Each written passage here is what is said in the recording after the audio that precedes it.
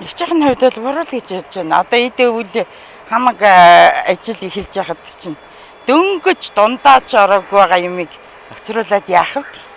Уул нь юуг нь үзэхэд хэрэгтэй маа дүнгийн үр дүнгийн яах нь үгдийн. Тэгэхгүй энэ зөвхөн л нэг өнгөцгөн ямар л тооцоолоод байгаа шиг байна гэж би имэн бат шүү дээ. Ер нь бол одоо өнөөгийн эдийн засаг нийгэм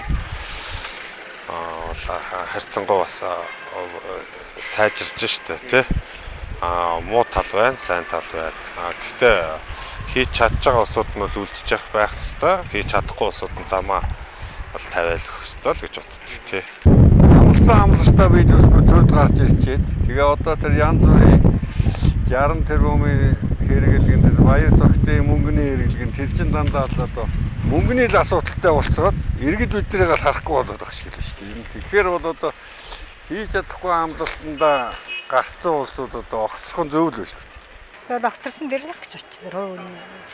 Огцорлоо гэхэд одоо дараагийн сайдууд нь ямар хүн байгаасаа гэж бодож байна. Дараагийн сайдууд нь одоо шинэ залуучууд байгаасаа гэж бодчих шүү дээ.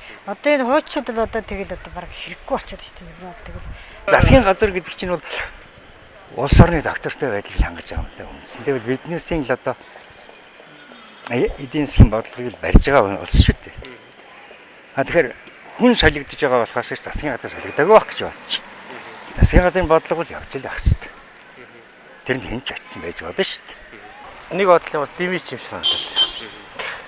Яг дараагийнх нь хүмүүс гарч ирсэн. Тэгээ ялгаа байхгүй бол нэг адилхан л бас тэгэл байх болов гэж бодож байна ер нь.